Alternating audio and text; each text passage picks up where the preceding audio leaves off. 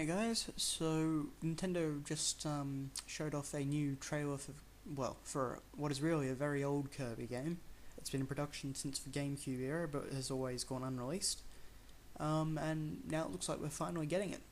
So basically just going to go through the trailer and stop it a few times and have a look at what we can find in it, what looks new, and just a few interesting curiosities in the trailer.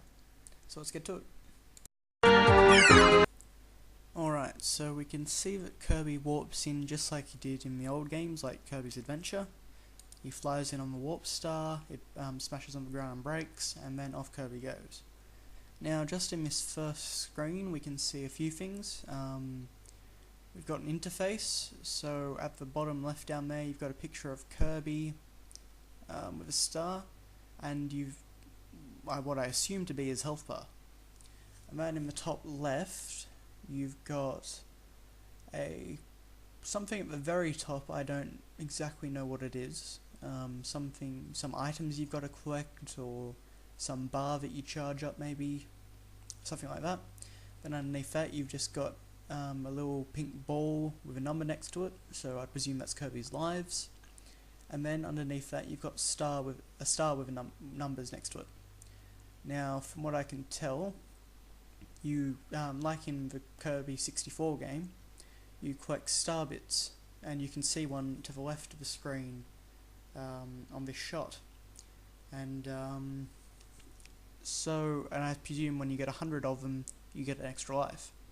So it seems a bit like Kirby 64, and a bit like the old games. But anyway, let's continue.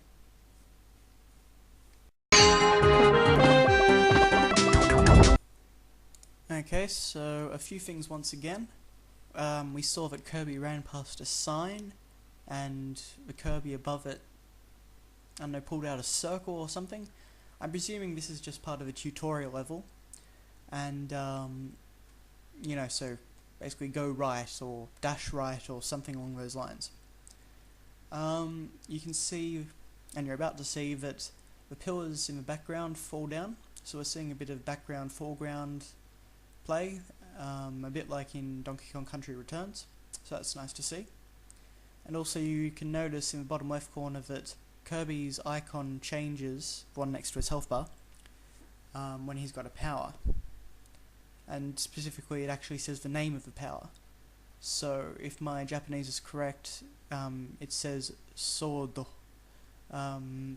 just above the health bar. Anyway.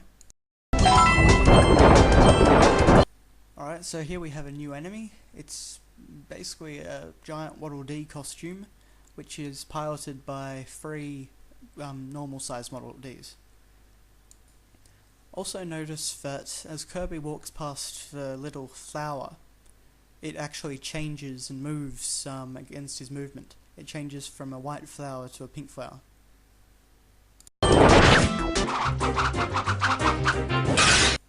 Alright, so it looks like Kirby's got some extra firepower in this game.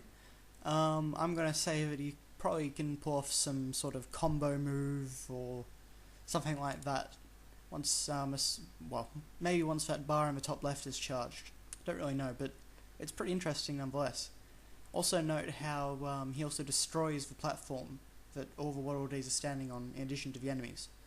So there are destructible environments to some degree in this game, which is pretty cool.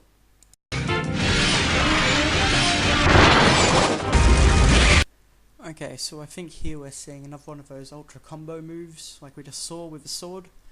So you know, Kirby can summon a giant flaming dragon, which is pretty cool. You'll see that it just destroys everything in its path, so once again I think they're playing up that destructible environments aspect.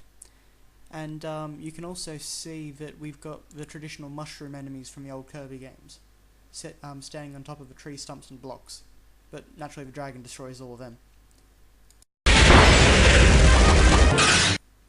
Okay, once again we're seeing an ultra combo move which is about to smash through that pillar, but what I'd like to bring your attention to is I think we've got some new enemies here. Maybe I'm just forgetting them for a previous Kirby game, but anyways, to me they just look like mummified floating eyeballs or something like that.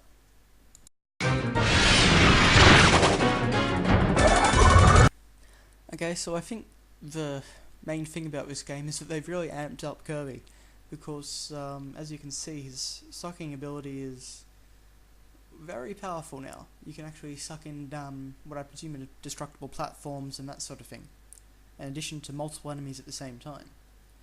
And you'll notice that then they can all be fired out as a giant star attack against a big enemy. So that's pretty neat. And also you can see that there's some sort of weird purple plasma wall or something like that closing in on Kirby. So it's one of those levels where you've got to constantly move to the right. You know, the level's constantly scrolling.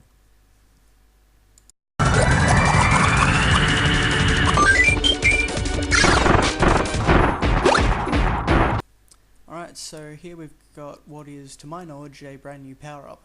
So Kirby wears some leaves on his head, I suppose like camouflage, and just has a cannon sticking out of it, and so you can just shoot out the top. Pretty useful.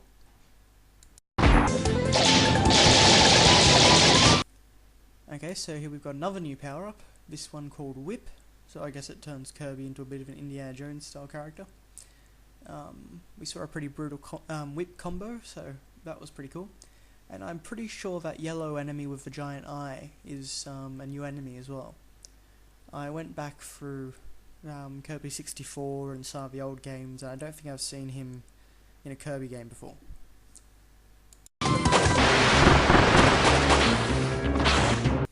Okay, so here we've got a bit of a play on what I think is an old power-up, and that's water. So Kirby seems to be able to slide through a number of enemies, and then at the end he bursts into a rainbow or something like that. So it all looks very nice. If you noticed that green enemy that Kirby hit just as he was getting to the top, that was a sword knight, so if the sword power up wasn't confirmation, they're back. And that's pretty much about it. You can see that there's a star door there, which Kirby can go through, so just like the old games, just like most Kirby games really.